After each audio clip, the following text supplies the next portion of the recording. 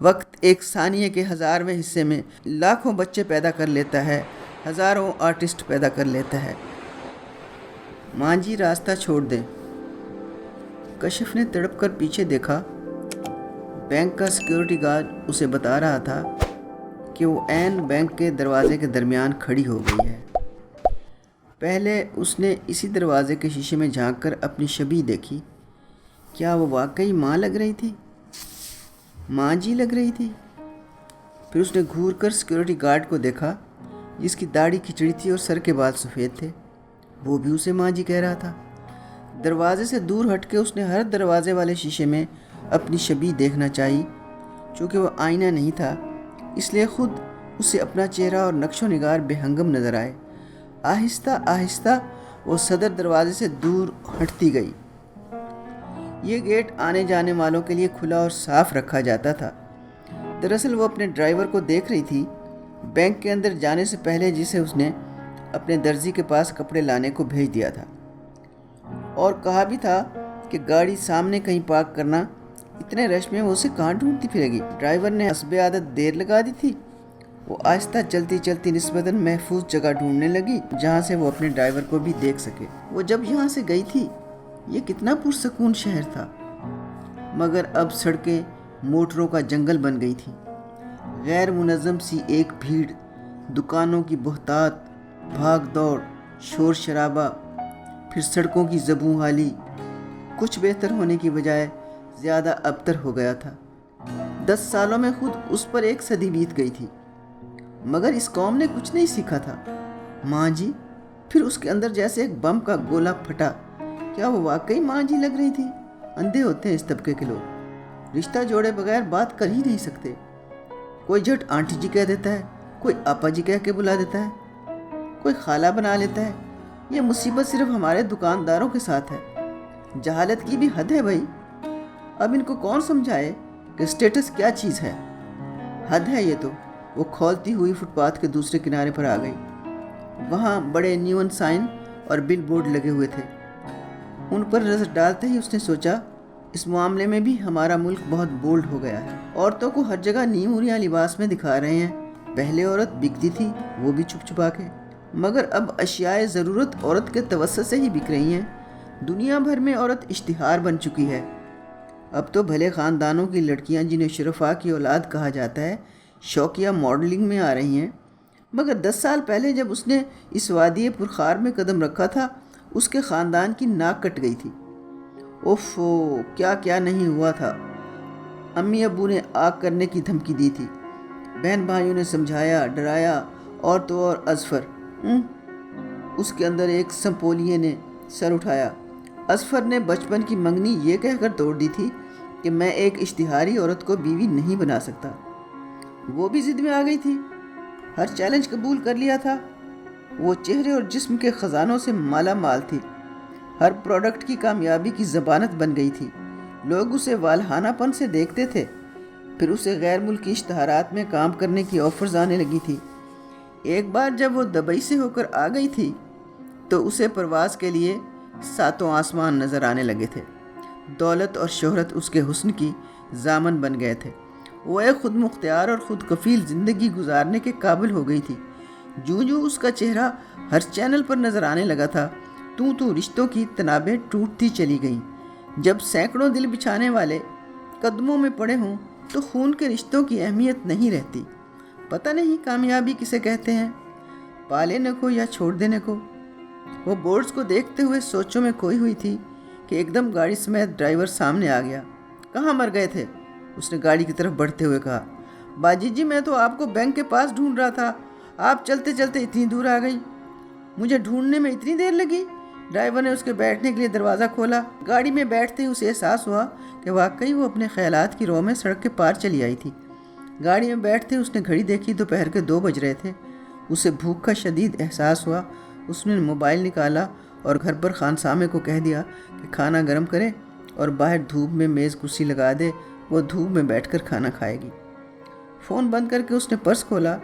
Bank کے کاغذات، cheque book, currency, ہر شے چیک کر کے پرس کو بند کر دیا اور باہر دیکھنے لگی، یوں جیسے اس کی سانس بند ہونے لگی۔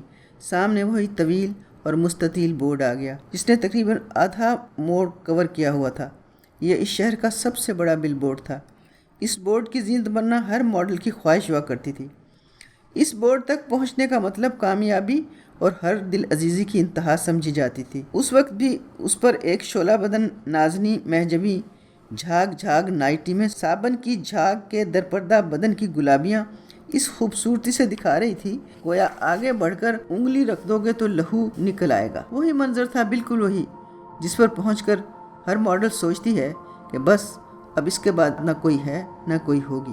آج سے زمین اس کی داسی ہے اور آسمان اس کا غلام، یوں ہی محافظ اور پاسبان بنا کھڑا رہے گا۔ اس کے اندر کانچ کے بہت سے برتن ٹوٹنے لگے۔ کرچیوں سے بچنے کے لیے اس نے ڈرائیور کو غصے سے کہا، ڈرائیور میں نے تمہیں کتنی بار کہا ہے اس راستے سے گھر مت جایا کرو۔ باجی جی آپ دیکھ رہی ہیں وہاں ٹریفک کو، مجھے آتے ہوئے دیر بھی اس لیے لگی، ان سڑکوں پر ٹریفک بہت زیادہ ہے، میں وہاں پھنس گیا تھا۔ اس طرف ٹریفک کا زور نہیں ہے، جلدی گھر پہنچ جائیں گے۔ میں کچھ نہیں سننا چاہتی، وہ بھڑک کر بولی، آئندہ تم اس سڑک سے نہیں آؤ گے۔ اچھا جی، ڈرائیور نے کہا۔ ڈرائیور پر غصہ نکالنے کے باوجود وہ دیر تک اور دور تک اس بورڈ پر اپنے آپ کو دیکھتی رہی۔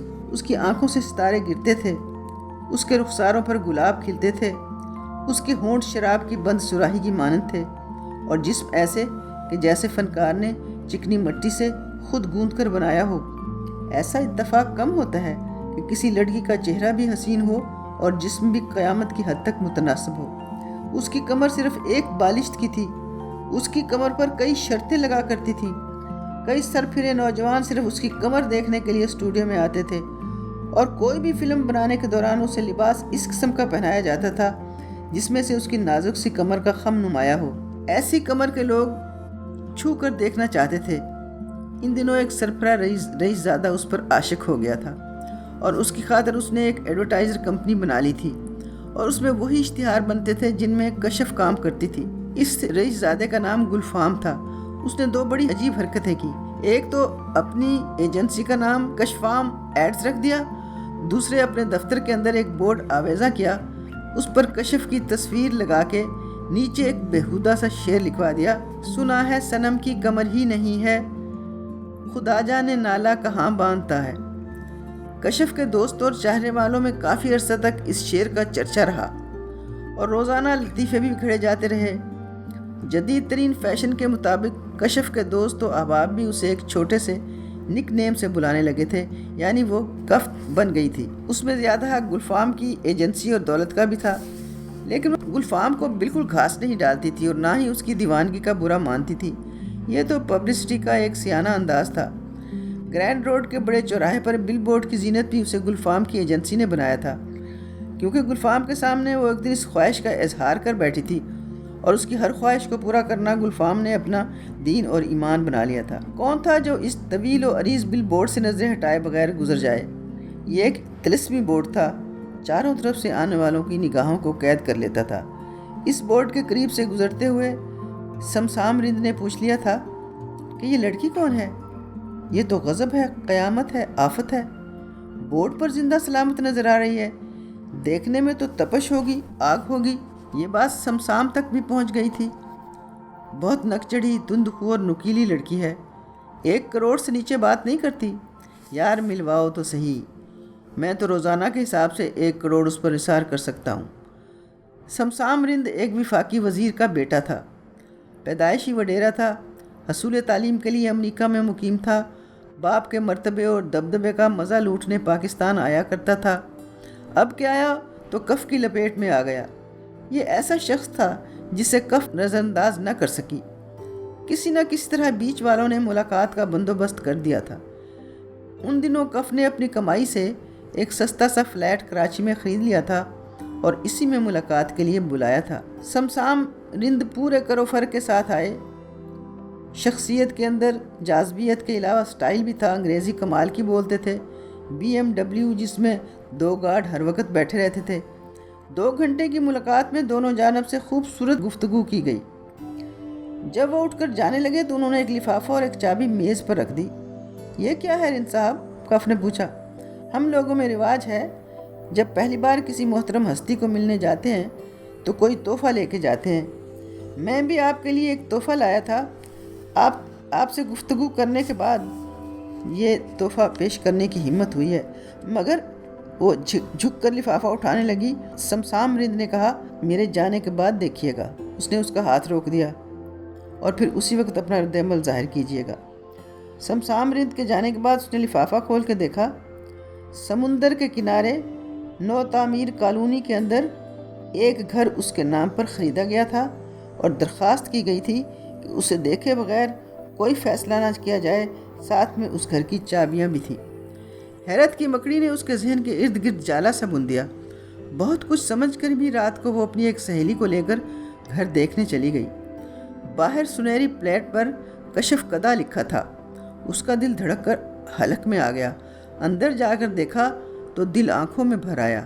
2 بیڈ روم کا ایک انتہائی دیزہ زیب اور پریکٹیکل گھر، سجا سجایا۔ گھر کی ضرورت کی ہر چیز موجود، حتیٰ کہ کھانے کی میز پر برتن بھی لگے ہوئے۔ بڑی خوش نصیب ہو کف، اس کی سہیلی نے کچھ حسد سے اور کچھ رشک سے کہا۔ مگر میں یہ گھر کس حساب میں رکھ لوں؟ وہ روحان سی آواز بولی۔ محبت کے حساب میں، سہیلی ہنس دی۔ وہ تم سے بے حد محبت کرتا ہوگا، ورنہ ایسا نہ کرتا۔ گھر جا کر اس نے بہت سوچ سمجھ کر سمسام کو فون کر دیا، جس کی وہ توقع کر رہا تھا۔ ہیلو کے بعد فوراً بولا، بس پہلے یہ بتانا ہے کہ یہ گھر آپ کو پسند آیا یا نہیں؟ بہت پسند آیا ہے، میرے ہر تصور سے زیادہ خوبصورت ہے۔ تو بس فیصلہ ہو گیا۔ کیسا فیصلہ؟ یہ گھر آپ کے نام رہے گا کف۔ مگر سمسام صاحب، سمسام نہیں، تم مجھے صرف سم کہو۔ تم آج سے میرے لیے کف ہو۔ بھائی یہ سوچ کر قبول کر لو کہ میں اور تم وہاں ملا کریں گے، بس میں اور تم۔ میں اور تم کے سحر میں وہ اسیر ہو گئی۔ ملاقاتیں بھی ہونے لگی اور باتیں بھی۔ وہ اسے پسند بھی آ گیا۔ وہ عجیب طرح آتا، جب بھی آتا انوکھا تحفہ لاتا۔ مثلاً اپنی سالگرہ کے دن کف کے لیے نئی موٹر لے آیا، کاغذات بھی کف کے نام۔ وہ بیچاری کب سے ایک چھوٹی سوزوکی چلا رہی تھی، مگر وہ ابھی اس سے شادی نہیں کر سکتی تھی کیونکہ اس نے ایک غیر ملکی کمپنی سے 5 سال کے لیے فیشن شوز کا معاہدہ کر رکھا تھا، اور 1 کروڑ روپیہ ایڈوانس بھی لے رکھا تھا۔ گو سمسام نے کئی بار کہا تھا کہ 1 کروڑ کے بدلے وہ 10 کروڑ ہرجانہ ادا کر سکتا ہے۔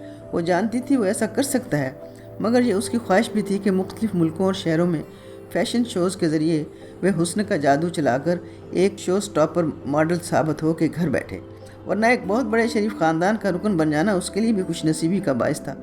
اس کی کولیگ اس پر رشک کرتی تھی۔ شہر میں سم اور کف کے افیئر کے چرچے ہو رہے تھے۔ ہاں، مگر دل چلا تھا تو صرف ایک بندے کا، جس کا نام گلفام تھا۔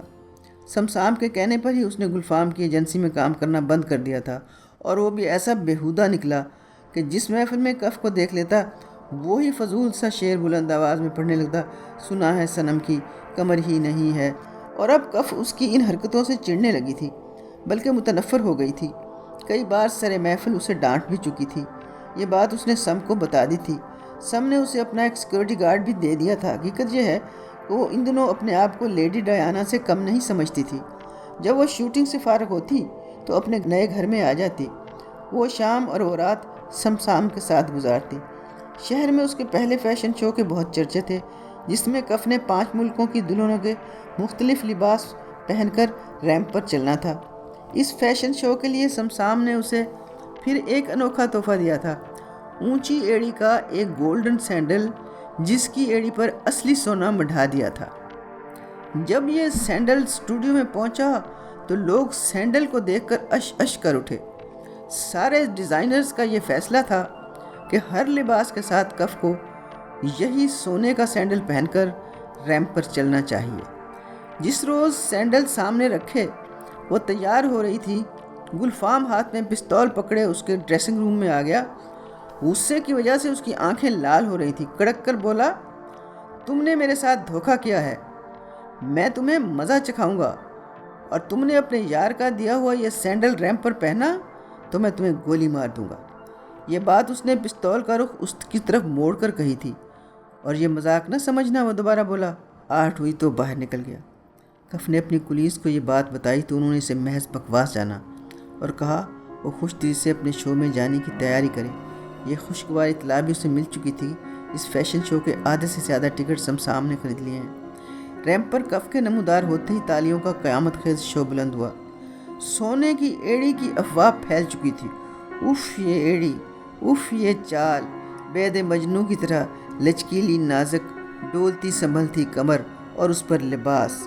तीसरी बार जब वो रैंप पर आई और नए अंदाज से एड़ी बजाती कमर लचकाती आ रही थी, हाल में एक धमाका हुआ, भगदड़ मच गई।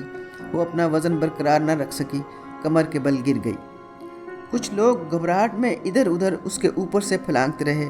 उसकी आहो बका किसी ने सुनी नहीं। जब इसकी आंख खुली तो अस्पताल के कमरे में थी, ड्रिप लगी हुई थी, डॉक्टर और नर्स वहाँ मौजूद थे। जब वह सुनने के काबिल हुई तो उन्होंने बताया कि गिरने से उसकी रीढ़ की हड्डी का एक मोहरा खिसक गया है। फिर रफ्ता रफ्ता उसे पता चलता गया उसका ऑपरेशन होगा। अभी अबहम है वो दोबारा चल सकेगी या नहीं, उठकर बैठ सकेगी या नहीं। हुआ क्या था, गुलफाम नशे में धत हाल में चला आया था और गुस्से में उसने महज हवाई फायर कर दिया था, जिससे भगदड़ मच गई। हाथ जोड़कर तालियां बजाने वालों ने अपने पांव तले उसे रौंद डाला तो गुलफाम ने वाकई उसे मार डाला।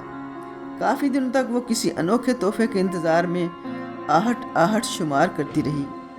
2-4 कारोबारी दोस्त अजरहे हमदर्दी आए, चंद फूल लाए जो पड़े मुरझाते रहे। फिर उसका ऑपरेशन हुआ, जिसके बाद उसे व्हील चेयर मिल गई। यहाँ तो डॉक्टरों ने कह दिया अब बाकी उम्र अब खुद अपने वजूद को अपनी हाथों से घसीटते हुए गुजरेगी। यह तो किसी दोस्त का नेक मशवरा काम आ गया जो इंश्योरेंस कंपनी में काम करता था। उसने मशवरा दिया था कि वो अपने जिस्म की इंश्योरेंस करवा ले। सो उसी कंपनी के तवस्सुत से वो इलाज के लिए लंदन भेज दी गई। 5 साल के तवील इलाज और थेरेपी के बाद वो चलने के काबिल हो गई। वहीं उसने मुनासिब से मुलाजमत कर ली। 10 साल बाद उसे वतन की याद आई। कुछ सरमाया इकट्ठा करके वापस आ गई। जब वो गई तो 30 बरस की थी, वापस आई तो 40 बरस की हो चुकी थी। समसाम उसकी बीमारी और लाचारी का सुनकर वापस चला गया था। जो कुछ उसने दान किया था वो भी वापस ले लिया था।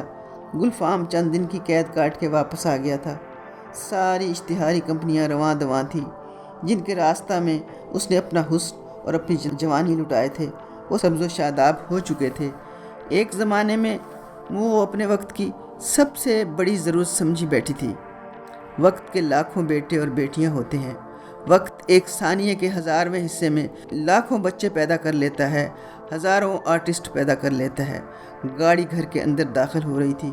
वो निकलकर फ़ौरन गुस्ल खाने में गई, फ्रेश अप होकर बाहर लॉन में आ गई। खानसामा खाना लगाए खड़ा था, मगर धूप का कहीं नामो निशान ना था। यहाँ तो धूप नहीं है, वो गुस्से से बोली। अब सर्दी हो गई है। मैडम जी, जब आपने फ़ोन किया था यहाँ धूप थी, मैंने खाना लगा दिया था, मगर ढलते दिन की धूप का एतबार नहीं होता जी।